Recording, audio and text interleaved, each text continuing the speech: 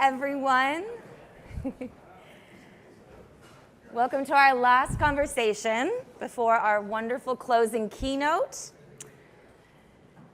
So we're going to be talking about CDM and the federal government CDM program, which is the Continuous Diagnostics and Mitigation program, mandated by CISA's Directive 2301, is pivotal in bolstering cybersecurity defenses, detecting vulnerabilities, and enhancing systems resilience. Agencies are conducting regular asset discovery and vulnerability scanning, and now with the Biden administration allocating over $400 million to the program in the fiscal 2024 budget, what are the future possibilities that lie ahead, and how can this program be leveraged to advance our cyber operations? I'm so thrilled to be joined by Mark Cantor, who's the U.S. Government Accountability Office's Chief Information Security Officer, and Shailesh Atalye, I'm sorry about that, Quality's the Senior Vice President of Product Management. Thank you so much for both joining us today. So let's just jump in. Could you both provide me an overview of what CDM means to you in the context of your work and sort of how it plays a role in fortifying cybersecurity defenses? I'll defer to you first. Yeah, well, thanks for putting that. So by the way, I think the bar is going to open after this particular session, so I think there's no need to actually go in right now. But having said that, quickly, so the Continuous Diagnostic and the Mitigation program by DHS, what primarily concentrates, I believe, on how do we help agencies operationalize and simplify some of these guidances which are coming out and helping the agencies. I think if we simplify that in 4 steps, what this program tries to do, it tries to make sure that the agencies know whole of their environment, right? And then understanding, okay, who is on the environment. Then the third piece to simplify again is what is going on inside the environment. And then the fourth piece of that is, which is one of the most important parts, is what I have, is that data sensitive, critical or not, and how do we take care of that? Now, the recent attacks, some of the attacks which happened, like MOVEit is an example. If we put that into perspective, the CDM steps, easily it could have been that, okay, which assets in my environment have MOVEit application? So one of the research, what Qualys did, the research team, is on the day 1 of that vulnerability, we published data that there are 3,100 instances of MOVEit which were available on the likes of Shodan. So where typically the attackers would go and find out for the agencies like, hey, which agencies have MOVEit. Then the second part, what we talk about is then understanding if these vulnerabilities are present, what is the risk posture for the assets which are actually running MOVEit, and then taking care of the patching, etc., or understanding if I have bad IOCs which are detected on the same assets or not. And then putting into perspective if I have any compromise happening for the data which is used by MOVEit or not. So not just these 4 steps which are provided by CDM are simple, but they talk about like using the example and putting those in perspective for operationalization. Yeah, so let me extend that thought a little bit too. I've heard a couple of the other speakers talk about risk to the environment, and one of CDM's main focuses is really to understand that risk concept. If you know the equipment that's on your network, both hardware, software, you know has access to that equipment, you really get into the position to understand risk. So is that vulnerability that is just released, and everyone that's in the computer security knows what happened last week with all 3 major browsers having attacked at the same time. Apple released updates for iPhone and their OS X, and it was Patch Tuesday. So it was an unusually busy week. But really what CDM focuses on is where is that risk to the environments? And so how do we quantify, or how do we create those actionable areas so that we need to patch, Windows servers first, or Windows laptops, or various different components throughout the environment, so that we can reduce the risk to that acceptable.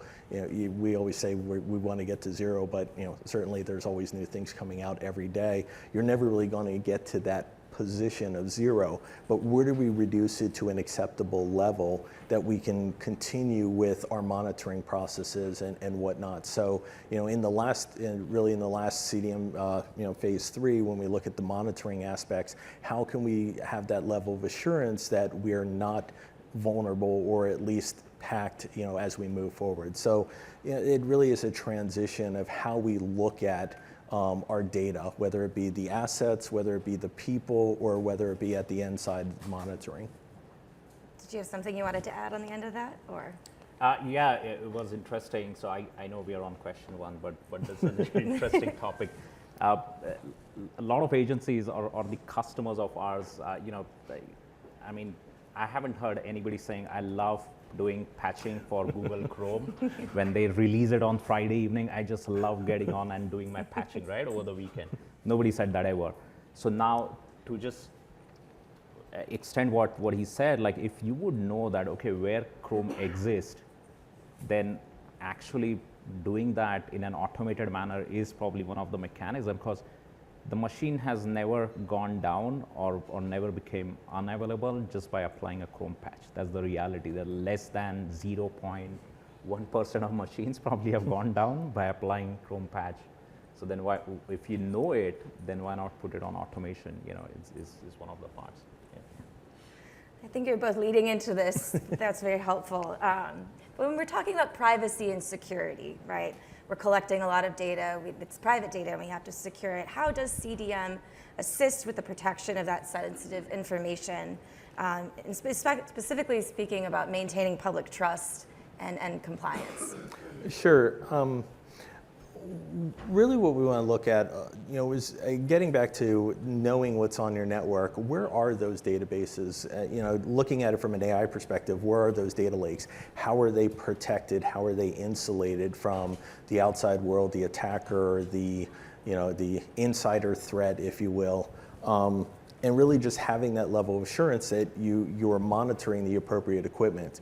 The other kind of aspect that we really build on it with CDM is getting back into knowing on your network, as we look at the various supply chains of things that are coming in, how are we protecting the intruder or the sensitive equipment as it gets plugged in, so that it doesn't get access to exfiltrate data in some way, shape, or form.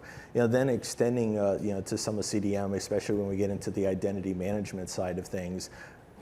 What level of assurance does the agency or does the entity have that only those people have access? Should I be able to see, a system A if I don't have access to it? Why am I even able to hit the website or not even log in, but just have that access to a login page? Shut it off. Why does it need to happen? So really CDM focuses a lot of times on the identity management access. How do we control that so that the leveraging of the data stays within the centric of that application?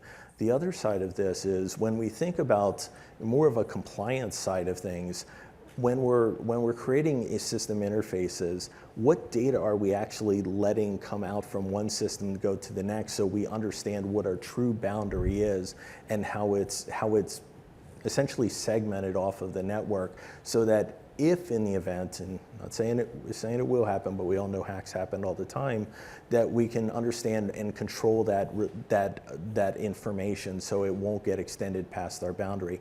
But if we don't know where those CDM, especially looking at phase 1, what's on your network, how can you have the level of assurance to really build into the next step? Yeah, absolutely. I think if we step back a bit, obviously that's actually the biggest or the primary goal for CDM, is to make sure that the agencies build trust on how CDM is maintaining the data and the privacy, right? So I think they're trying to do operationally is defining, like it talked about it, is just defining the data management lifecycle, right? Like who should be having even the access to data, if this data is really critical or sensitive or not, whether I need to collect it or not, and then what are the entitlements, how do we stop access, etc. Technically, there've been controls which are defined or recommended that making sure that the data is encrypted, by using the strongest of the algorithms, or making sure that the data object themselves, which are holding the data, are actually monitored, for integrity and the changes, etc. But also there's been a lot of impetus on the governance from the CDM side, right? Like making sure that the technologies like Qualys, for example, they are continuously assessed for compliance and the regulations like FedRAMP. They put a lot of impetus that the tools the agencies are using, they are not just FedRAMP authorized, but the gentleman in previous panel also mentioned the importance of 3PAV, and the authority they have in making sure that these capabilities are audited, so that in turn CDM actually has the trust on these tools to show that or give that trust back to the agencies. So these are, three things probably what be done from CDM side to build that trust. I think you both touched on that a little bit, but as we know, cyber threats are continuing to evolve, and they're evolving in ways that we can't really predict right now, but we try to. How do you think that the CDM program either helps you address those threats, or how do you try to envision using it as a predictor or deterrent? Can I jump, or you want me to? Yeah, I can tell you from the product side, but he's the person actually who's doing the real work. So being the CISO, so so this is an interesting topic, right? What I would do is divide that into two parts, right? Like what CDM is actually looking into the overall programs into two parts, right? Like number one needs to be more agile, so that when the technology landscape or the attack surface changes, today we have all these devices on premise. As the environment becomes more modernized, they all go in cloud, the environment becomes more containerized. How do we make sure that the program, the 4 steps, what we talked about at the start, remain the same, but they get extended for these new environments? Like, again, knowing your attack surface, knowing all of your assets, knowing the risk posture of all these assets, including vulnerabilities and their risk, knowing who has the access, that means user identities again in your cloud, as well as making sure that you're showing the compliance, or your data which is now in cloud is also secure. That's one aspect of agile, and then the second part of that is how do we make sure that we are proactive, right? Like for these threats before they become the attacks. So I think the CDM also has been working, with number of threat intelligence agencies, like bringing the feeds from US CERT. CISA been absolutely fantastic, right? The CISA catalog of vulnerabilities. So all of those coming in and getting used by the platforms and the capabilities recommended by CDM would help agencies do the threat-informed risk management rather than doing the risk management and being reactive to threats. So these are, I think, a couple of things what definitely we are seeing from customers, including the agencies right now. Yeah, so let me shift a little bit from exactly what my colleague said here is, looking at it from a compliance or risk side of things, what are the policies set up? How, getting into the agile methodology, or just being able to patch, on a whim, so to speak, to make, your equipment resilient. What do the policies say? Do the policies of the organization allow for such a dramatic shift that we can patch in 3 hours, let's say, or 2 hours, or 30 minutes after a release? Does your agency allow that to happen in such almost in an organic way? We see a vulnerability, we know the threat, we need to go back and analyze our logs to understand where, if we had any associated risk, but then just being able to apply the patches so that if something were to happen, how do we mitigate that risk almost in real time, whether it be the patching or just if something failed where the patch didn't apply, how can we just go back and rebuild the servers in line with the updating of to mitigate the security risk? I think about all the way back from what was the CISA ED 2401 with the VPN clients. It's already that's probably 1,000 exploits ago now. But the resiliency of one information system being able to just apply those patches. Okay, servers are going to go down for maybe 30 minutes, saying that nothing goes wrong. We're able to bring them right back up, and really no downtime other than lunch for everyone. So, are the policies set up in such a way that you really can apply those patches, to really phase out from the CDM perspective? We know what's on our network. We can not attack it right away, but really focus our efforts and energies to apply those things in mere minutes rather than hours, rather than days, rather than QA environments, so that we can understand, where our security lies, especially on those servers that are sitting outside, right on the internet. Are our policies like that? I'll put on various hats, just to let everyone know. Before I took the CISA role, I also was an auditor for GAO for the past 20 years, so I got to see various networks. I will say that they're getting there. Yeah. A lot of processes are maybe a little bit ahead of the policies, just in a general sense. They are in conformance of policies, but they're more accelerated, and people have acknowledged it, and we are getting there.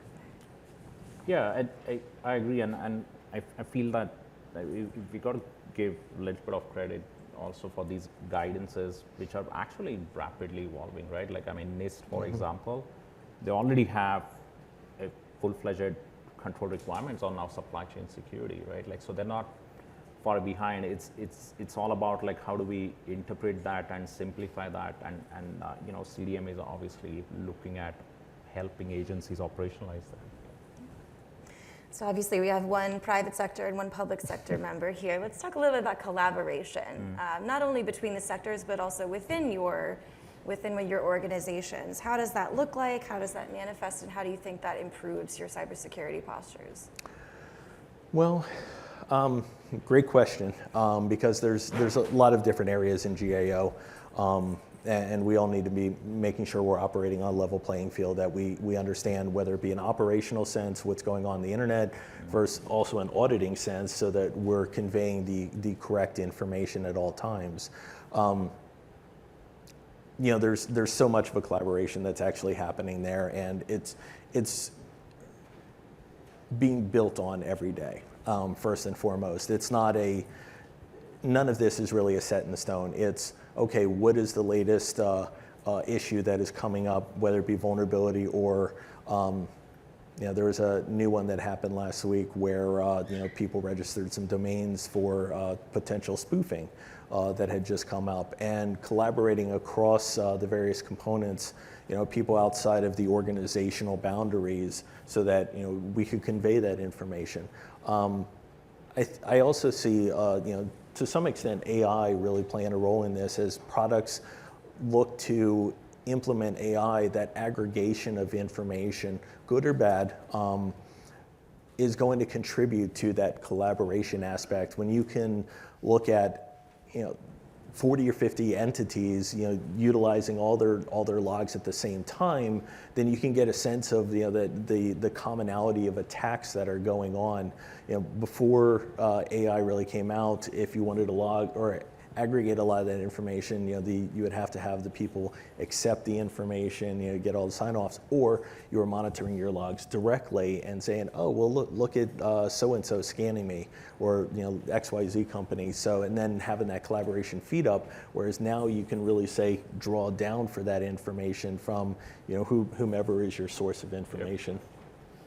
Yeah, absolutely. I think one of the interesting points, what you touched on, the collaboration between the commercial side as well as the public sector, and one of such examples, if you're using, for example, the Qualys platform, which automatically gives, let's say, what's the risk of your assets for CISA vulnerabilities, right? Like, this is another example where we're absolutely working closely and operationalizing the part coming in from CISA and their exploitation catalog.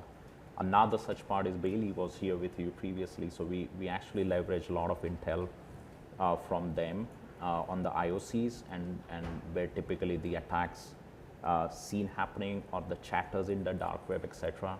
And then using those for the tools like Qualys which are part of the CDM program so that the agencies get benefited from this collaboration, right?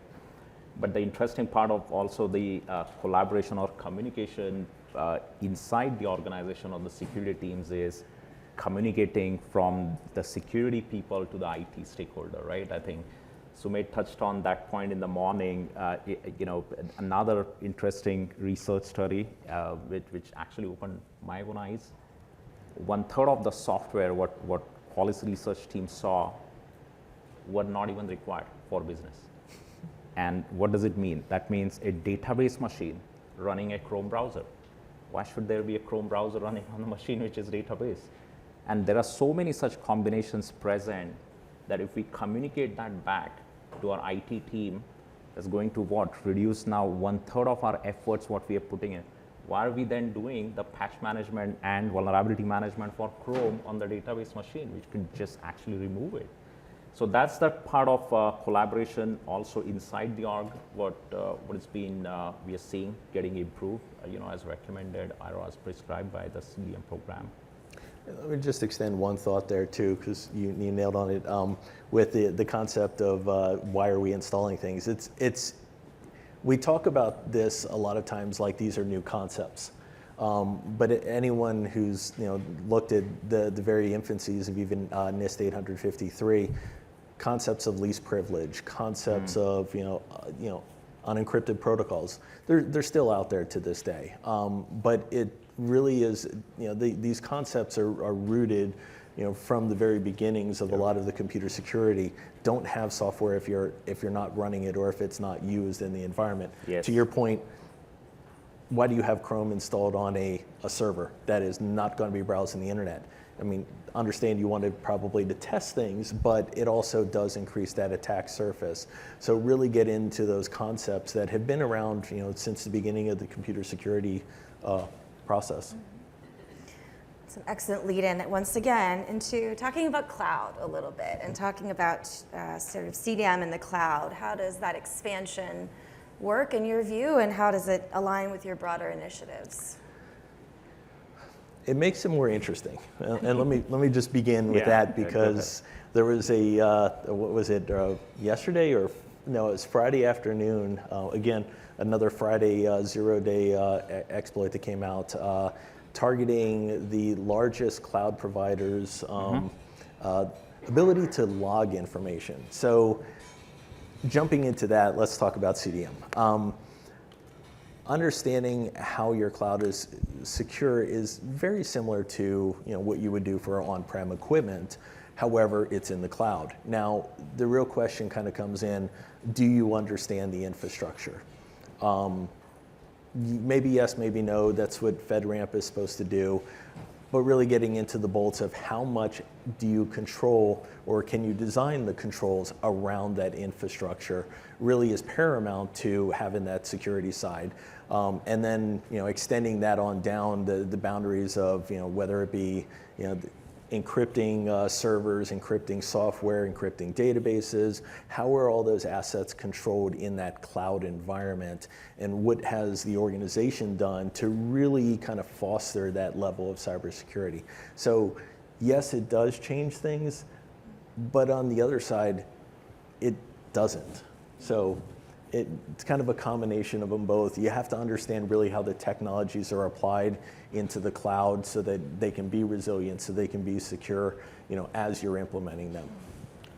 Yeah, I think as all environments, including the public sector environments, as they're getting modernized, they're going in cloud. So again, like previous panel gentleman said, we already have almost 50% of the environment, the agencies either in cloud or that's being used by SaaS applications, right?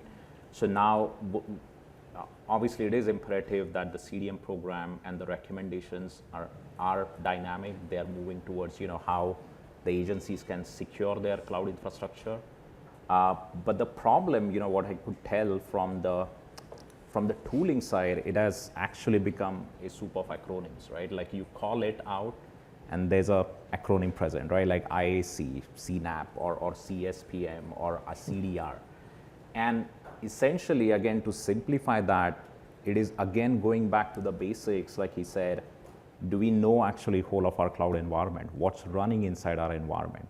Do we actually know the risk posture of my cloud services, such as either Lambda or the storages, such as my RDSs or the databases which are in cloud, or knowing what is the malicious traffic coming in and going outside.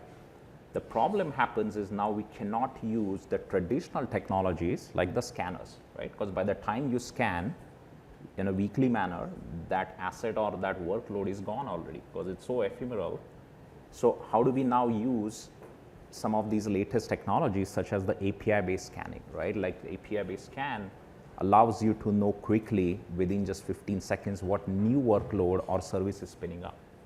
It also now allows mechanisms like snapshot scanning. Don't actually assess the running workload, just take a snapshot and then understand what's the risk posture, what are the vulnerabilities, what is the hashes, etc., looking like from the snapshot. So these are some of the techniques which are being leveraged to obviously cater to the same 4 main objectives but to do it in a cloud native manner. Are there other sort of emerging tech or emerging techniques that you think are going to shape the evolution of CDM? All right, so that's a loaded question, right? I think for sure, I think some of the parts what we are seeing is making sure that the new age technologies, what he talked about previously, right? Like if the AI is going to help in the productivity, obviously the AI is going to be leveraged by a number of these agencies. So there's going to be impetus is understanding what is the risk of this AI, where all of these assets, they talk about what is high value asset. Then do my high value assets have these AI packages? And then are those vulnerable or not? So again, tying the basic 4 steps, but they're using those for the new age technologies or the new age innovations which agencies would be using.